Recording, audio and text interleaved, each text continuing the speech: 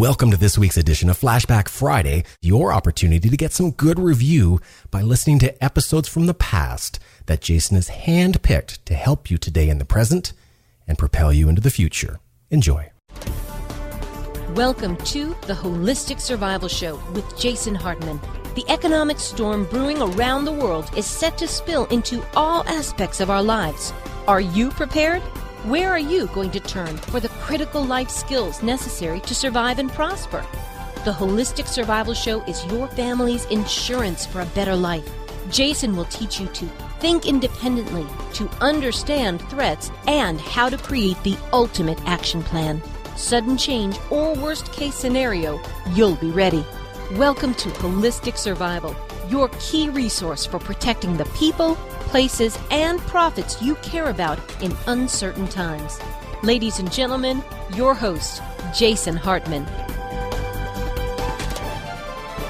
Welcome to the Holistic Survival Show. This is your host, Jason Hartman, and this is episode number 32. I'm not sure if you can hear the noise in the background, but I am actually on the gorgeous island of St. Martin in the Caribbean, enjoying a little vacation and white sand beaches and crystal clear water, and just a great time here at the Westin Resort. We talk about on this show protecting the people, places, and profits you care about in these uncertain times. And one of the great things about the profit pillar of the Holistic Survival equation is that you can do things like this. I'll be traveling for almost an entire month talking to you from some different places in my travels, and make sure you get that financial house in order. Today we're going to talk about more fundamental survivalism, but we want to hedge our bets either way. We want to expect the best, be prepared for the worst, and that's why you should make sure that you are also listening to my Creating Wealth show, and you are joining us hopefully for the Masters Weekend. My real estate company, Platinum Properties Investor Network, does an event called the Masters Weekend a couple of times a year, and we have that coming up in mid-October. You can find out more at jasonhartman.com. This time we have a very special event planned where it's 3 days instead of 2, and just wanted to mention that for you because that's one of the very important pillars of holistic survival: people, places, and profits. So now let's go and talk to the survival mom, and that is Lisa Bedford, and it's really interesting to hear a female perspective on survival, which you don't hear that often, and a mom's perspective on survival as well. So let's listen in. We'll be right back with that interview in less than 60 seconds. Afraid you could lose your home? It's a real fear for millions of Americans. But there is hope with our Do-It-Yourself Loan Modification Report. Loan modifications are sponsored by the federal government and can be anything from a reduction of the principal balance to a lowering of the interest rate or an extension of the length of your mortgage. Unfortunately, negotiating a loan modification isn't easy. You'll find step-by-step expert advice in the Do-It-Yourself Loan Modification Report from jasonhartman.com. It's my pleasure to welcome the survival mom to the show. Now, isn't that a great name? Lisa Bedford is our guest today, and she's going to talk about survival from a mother's perspective, from a family perspective, and this is a new one, so it's really great to have her on the show. Welcome, Lisa. Thank you. So let me ask you, as the survival mom, what is it that you're preparing for? Well, I love this question because personally, our family takes a look at the most likely crises, the most likely emergencies, and prepares for whatever comes first at the top of the list. And this is the advice that I give other moms and dads who visit my site. For most American families right now, what will be at the top of the list for many of them is a financial crisis. And so that is what our family has started with. Here in Arizona where we live, we're not so concerned about hurricanes. Earthquakes, not so much either. But a financial crisis, a loss of a job, long-term unemployment, an income, reduction for whatever reason is right up there. And so that's where we have put our main focus. And in fact, I think financial survival has got to be perhaps maybe the most important facet of preparedness. Because if your finances aren't in order, it's really difficult then to begin a food storage program or to buy equipment or firearms and ammo. As much as I know a lot of people love to focus on those things, the financial side of that has to come first, and that's what we're doing. Absolutely. So out of all of the potential crises that could hit, and a lot of those are geographically based, some people live in hurricane or tornado areas, others like me live in earthquake areas and wildfire areas. What is sort of your worst fear? Is it just economic collapse and civil unrest that comes with that, or is it along the lines of the natural disasters, if you had to pick one? If I had to pick one that is most likely, it would definitely be an Argentina-style economic collapse. And I don't see that as happening overnight. I have read some scenarios where people paint dismal pictures of it happening within just a day or two, and I guess a serious banking crisis could, precipitate that. But I see just a very slow and steady decay, where maybe 2 years from now, 5 years from now, and I hope none of this ever happens, but we may suddenly take a look at our surroundings and say, I don't think we live in a first world country anymore. When you say the Argentine collapse, I mean, Argentina's been through a couple of collapses, a few. Eva Perón and Juan Perón certainly didn't do much good for the country, but you're probably referring to the most recent one, and I think that was, 8 years ago, maybe 10 years ago now? Yes, it was. It started around the late 1990s. And within about 4 or 5 years, about 60% of the population was living at or below the poverty level. And an anecdote that was relayed to me by a friend who had a roommate who lived in Argentina. Her parents were actually professors, and her friend described to her the scenario and said a month after this happened, her parents were actually digging through a dumpster looking for food. And it hit all levels. And so the challenge that I put out in my classes and when I talk to people just, in casual conversations is what can you do now to be proactive and to position yourself and your family so something like that, the effects of that are minimized. Very good point. And just kind of some commentary on that. Maybe you want to have a little discussion about it, because I think people play these scenarios out on their head, in their head, and the non-believers say, this could never happen in America type thing. And then some people sort of almost play it out in too gloomy of a fashion, and they give all the comparisons. Well, look at what happened in the Weimar Republic. Look at what happened in Argentina several times. Look at what happened in Zimbabwe. Look at Greece, et cetera, et cetera. Look at California, Michigan. And then America in general. But I think the thing to remember is that Argentina, at the beginning of the last century, was a first world country. It was in the power position. I mean, many people thought it would easily overtake the United States as the country. And it didn't work out that way, obviously, but there are a lot of countries that had a lot of stuff going for them that things changed considerably. And I think people should take heed to that lesson from history. So that's on one side of it, but on the other side of it is that the U.S. is in a pretty different position than a lot of other countries. We've got the reserve currency, we've got the strongest military, and we owe almost everybody in the world a lot of money. And being the debtor, in a way, is beneficial because they need us. They need us to survive. That's sort of the China-U.S. paradox that's weird. We owe them all this money, but we're the ones that have the stuff. And so it's hard to think of that. Any thoughts on that? Well, I just would say that for the skeptics, and I will, before I even point that out, I would say that the future is called the future because it's impossible to really predict. Good point. And I have read scenarios from variety of, politicians and economists, even just all of the variety of bloggers online. And it's fascinating to me that one person who has terrific credentials can predict hyperinflation. And honest to goodness, you just browse through the internet a little bit more, and there's someone who with just as impressive credentials saying, we're headed for a deflationary period or, a deflationary depression.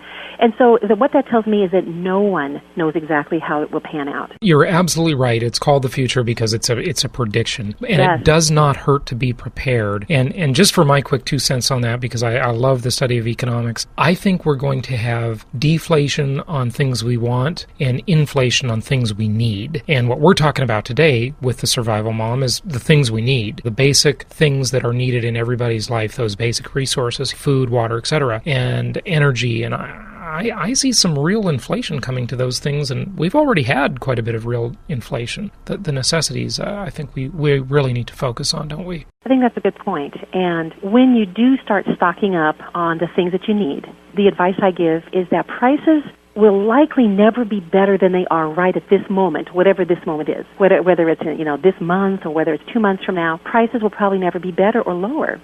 And so a lot of people can take advantage of things just as simple and elementary as grocery store sales and coupons and just watching things on Craigslist. It really is amazing how quickly you can get stocked up on things that you need, thus avoiding those inflationary prices in the future. And eventually they will all affect us all, but I like to think of this as a form of insurance. And when people are skeptics, Jason, I just say, well, what kinds of insurance do you have?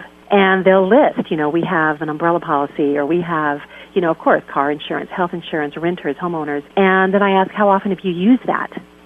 Well, already with, what we have stocked up on, I daily dip into some of those extra groceries. It saves me a trip to the grocery store. And when our income fluctuates, as it has, my husband is in the construction industry, then we have been so grateful that we have had some things set aside. And where inflation is concerned with the things we need, this is the ideal time to think, okay, what do we need? Many of the survival moms that hang out on my blog, they talk about looking for clothes for their children. They look at back-to-school sales, and they're saying, hey, I'm buying clothes for my kids, 1 and 2 and 3 sizes bigger right now when I can find them, at very, very low prices. Right. Yeah, that's a good point. And they're going to grow. And that's a way to kind of arbitrage and really invest for the future, because if you own the stuff now at the lower price and everybody else that isn't smart enough to be prepared has to pay more later, you're really, in comparison, improving your standard of living. So the world does not need to come to an end. There doesn't need to be a big crisis, really. It's just good planning. Yes. Yeah, absolutely. Yes. And right now we have products that are inexpensive and of a good quality. Years ago, I spent time in Eastern Europe and in the Soviet Union, and I was just, one of the big eye-openers to me was just the amazingly poor quality of just about everything I saw. There was very, very little for sale there, and what was on the shelves, other than the stores that were for tourists, were things that I would just cast a disdainful eye on and say, that's not fashionable enough, that isn't, well-made enough, and, should we see a decrease in the quality of the products that we can afford, then by all means, I stock up on Levi's for my son. Those are the only ones that last for him. He's 8 years old. So I really also like to think of it in terms of, purchasing quality now, because the future is a little bit unpredictable as far as what will be available and the quality. So as a mom in particular, what can you do to help your family survive? What is unique to moms? Not just general survivalism, but you're the survival mom. Well, the reason I started my blog to begin with is because everything was geared toward men. And as a mom, I could only read so much about reloading equipment and arguments of, comparing one hunting rifle to another, talk about zombies. And it was interesting enough to me because I have a morbid curiosity where this subject is concerned anyway. But I started to think, at the end of the day, if I am standing in the rubble of my home after a tornado, or if we are looking out and our home, our street out in front of our house is just a river, my kids are going to look up at me and they're going to say, Mom, are we okay? Is everything okay, Mom? And for me, that was the key. And I think that should be the key to any parent, is can you look at your children and say, we're going to be okay. I've been setting aside some money. I have a little bit of, food stashed away. Don't worry about that. Whatever the case might be, we're going to be okay. And as a mom, I didn't see a whole lot, I didn't see much at all that would answer that question. And so what we have done as a family is we have just incorporated this as a lifestyle. And it's nothing my kids fear. I admit when we started stocking up on, number 10 cans of food and things like that, and buckets of wheat they'd never seen before. But we really used a story from the Bible about Joseph. And I've also used pieces of children's literature of, children who lived in the pioneer days. The Little House on the Prairie books are excellent, and they provide a great picture of self-reliance and planning ahead and having enough left over to share and to be generous with. We have taken those steps as a family, but it was also important to us that our kids knew exactly what was going on, and it was explained to them at that level, so they feel okay, and that I know things will be okay as a mom. Right. So by preparing them and just sort of introducing these thoughts, this material into the lives of the children, they're not freaked out. I mean, it's just something that they normally do. And I want to mention, because we talked about it off tape, you're not Mormon. And right. What's interesting is that I think the Mormons really have it right, is that they're into preparedness. And it's just self-reliance and it's responsible. It's the responsible thing to do, isn't it? What fascinates me is that what we're doing, our family, and then thousands and thousands of other families who have, they look at the future and they see a future that's not as certain as it was when they were children. What we're doing is just kind of retro, because if you look at the history of humanity, it has only been in the last 60 to 70 years where at least we in the Western world, haven't had to give a thought about basic survival necessities. And that really is a very small window of time. And now this is all I've never known, this life of prosperity, this life of success. And, I start a business and it does well. And, business is booming and it's just upward onto a bigger house this time, a bigger house 5 years from now. But really, when you look back just to a grandparent's generation or a great-grandparent's generation, this was how they thought. They thought about the future, and not in terms of just where we're going to vacation next year. It was, we better can all of those peaches because next year we might not have any. And it was just that mindset of, let's plan ahead just a little bit. And I'll bet a lot of your listeners do that financially. Absolutely. Because financial planning, that's exactly what's required. This whole realm of survival and preparedness just takes that concept and applies it to real goods, and also in areas such as skills and knowledge. And even as you mentioned earlier about people running scenarios through their head, I think that's actually helpful because as I'm thinking to myself, well, what if? How could I prepare my family, if we all of a sudden had, some kind of water crisis in the desert that we live in? I think those helpful scenarios. What isn't helpful is when they just freeze you, into fear, or you just turn it off completely because you just can't deal with, even those thoughts. Let me take a brief pause. We'll be back in just a minute. Jason offers an Inner Circle coaching program. This includes 2 30-minute coaching sessions for only $247 a month. For more details, go to jasonhartman.com.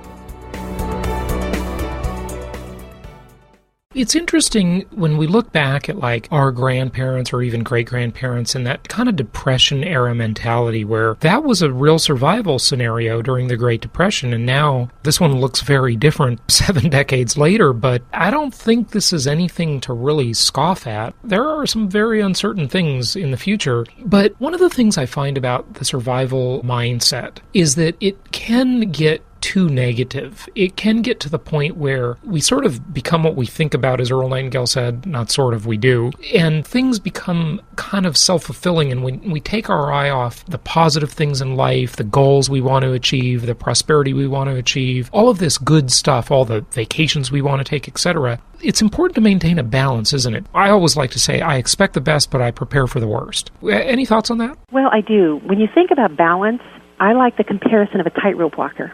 Because as he or she begins venturing across that wire, at no point along that journey do they take their balance for granted, and they are continually checking their balance, whether it's to the left or the right or shifting their weight. They're constantly adjusting as they go. And so with the thought of survival and, an uncertain future in mind, I think that we need to make that adjustment, and we need to kind of check ourselves. And, okay, I've been hanging out on those survival blogs and forums way too much. I have been maybe perusing real estate with the idea of, how safe is this home from rifle fire, from 300 yards away. Right.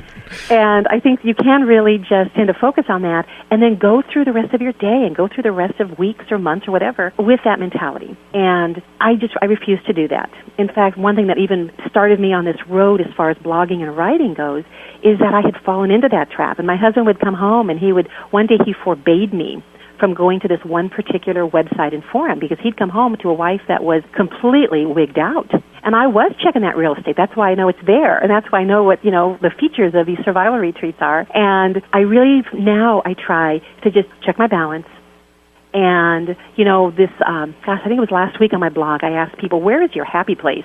When you start feeling overwhelmed by the future, you start feeling discouraged, you don't have enough money to stock up, or you read about people who are moving out to the country and that's not a possibility for you. What do you focus on? And for me, it's my children. And we will just sit and we will just laugh. And that is my happy place. And I just think that just finding that balance, focusing on the things that make you happy. There's so many good things in life. But it's almost like you have to assign just one part of your brain to the preparedness mindset.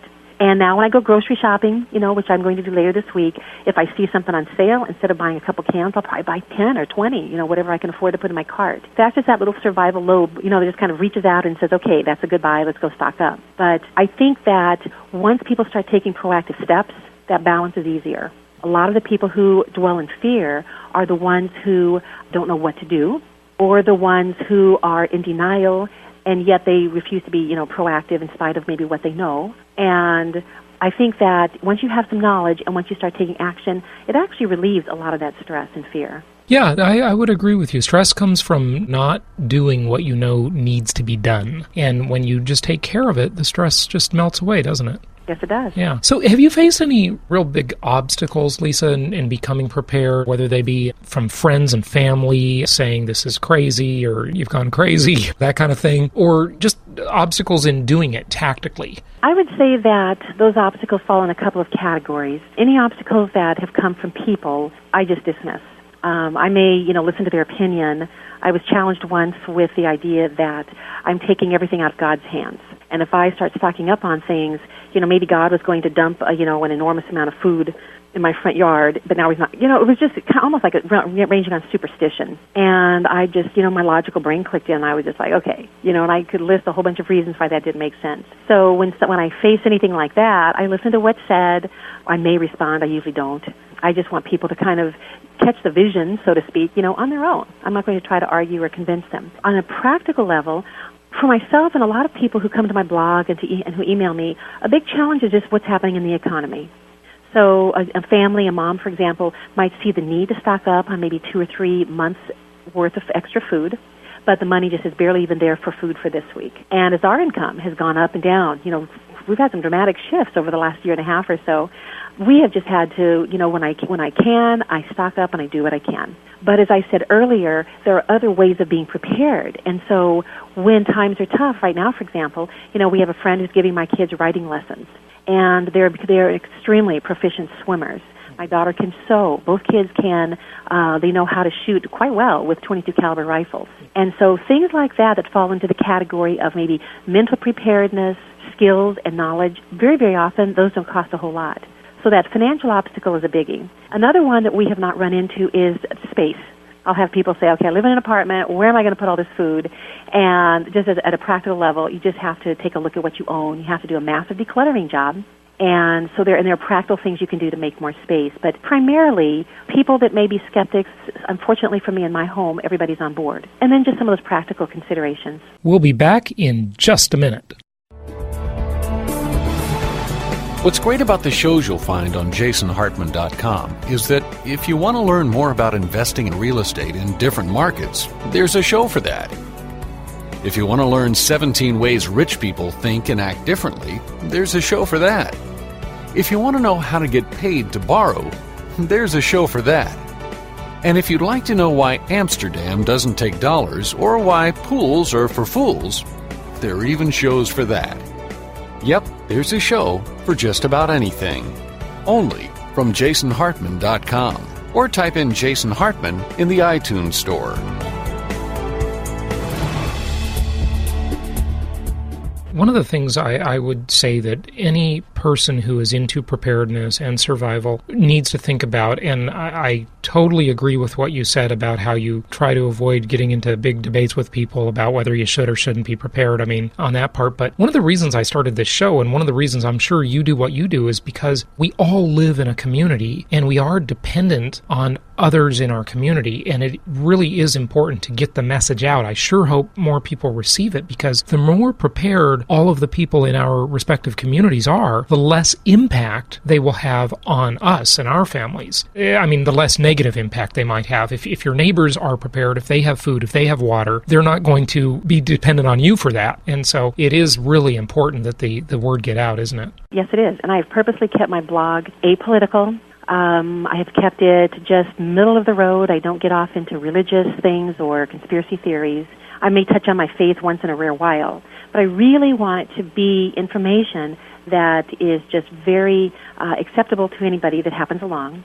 And as I say sometimes, that if my neighbors down the street who are, atheist anarchists, and if they're stocking up and, something really big hits, they're not going to be coming at us demanding, we want what you have. So I really think that preparedness is for everybody. It's a message for anybody at every level. And it's so important that no one, I may be venturing off into that negativity here, but people who take for granted their stability right now are the ones that I worry about the most.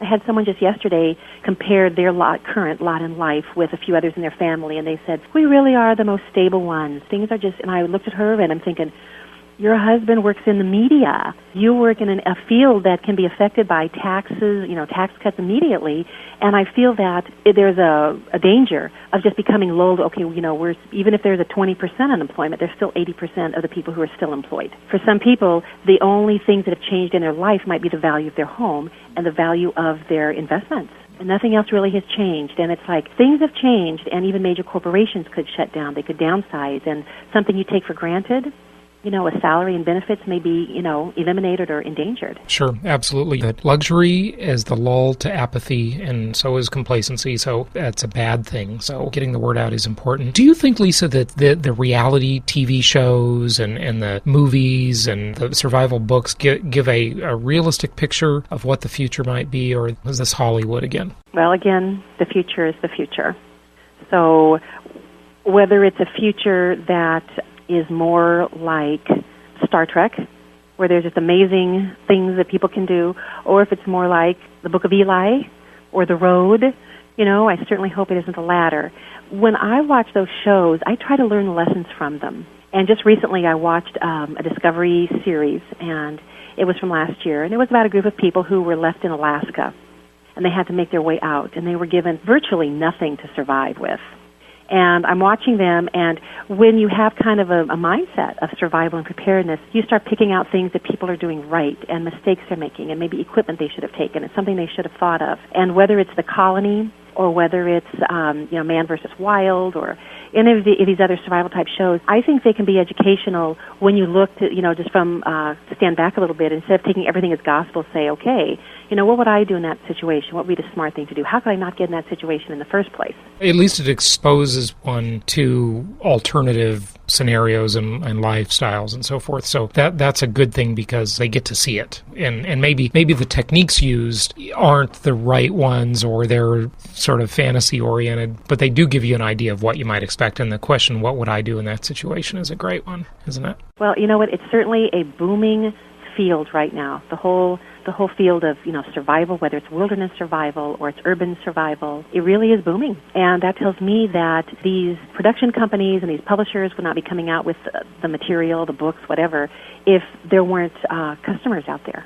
So there are probably far, far more closet survivalists than you and I could ever even imagine. And I'm glad they're out there, because they're not going to be coming to me for their needs if they've taken care of them. Speaking of that, what do you do? I mean, have you thought about that? Like, what do you do if your family, your friends come to you for help in a survival situation? How do you handle that? Yeah, that's a tough one. I've even heard people say that they would rather not prepare at all than to have to make the decision to turn someone away, at their front door. That is totally stupid. Yeah, it doesn't make any sense. And just like the person who says you can't prepare for everything, so why bother? That's crazy. I think you have to put first things first, and that's why it's important to get started now. And it's important to put things into place now, because the more time you have, I think we have a great window of time right now for those of us who have an income. We have a good window of time, as I mentioned earlier, to look for the bargains and to look for, and to plan out what might I need, 6 months from now or a year from now. And how about my non-edibles? How are we doing for things like contact lens solutions and, little over-the-counter type medicines that we always use, and stocking up on some of those things? Mm-hmm. Because once you secure your family, then you feel that you can be generous to others. And I know people who have been in the survival mode for years who are doing amazing things. I mean, they have literally these white buckets packed that have a small blanket inside, that have maybe a few pounds of perhaps, dehydrated food, and they will provide them, a couple gallons of water. And they actually have thought ahead, what will I do when someone comes to my door, when I see someone coming up the road to my house? And they actually have even started to set things aside. That won't be possible if you look at your own family members and you open the refrigerator, if you still have electricity, and you say, I don't have enough for my own family. I have no choice but to turn someone away. So the proactivity now, I think, would allow generosity in the future. And I think just that human kindness would really go a long way to humanize, maybe some very, very difficult situations. Absolutely. Well, Lisa, that's a great point. Give out your website, if you would, and let people know where they can learn more. Sure. I write a blog. I update it several times a week, and the web address is www.thesurvivalmom.com. Excellent. Closing thoughts? My closing thought is just a recommendation to start looking at your current circumstances and ask yourself, what can I do today to allow me and my family to have a more comfortable life in the future, regardless of what might happen. And that's a very good thought. Lisa Bedford, thank you for joining us. The website, again, is thesurvivalmom.com, and go there and learn more. She's got a great blog and some great information, classes, and so forth on there, and we appreciate having you on the show. I loved every minute of it, Jason. Thank you.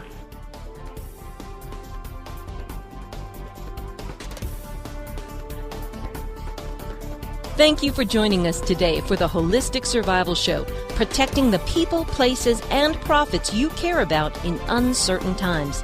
Be sure to listen to our Creating Wealth show, which focuses on exploiting the financial and wealth creation opportunities in today's economy. Learn more at www.jasonhartman.com or search Jason Hartman on iTunes. This show is produced by the Hartman Media Company, offering very general guidelines and information. Opinions of guests are their own, and none of the content should be considered individual advice. If you require personalized advice, please consult an appropriate professional. Information deemed reliable, but not guaranteed.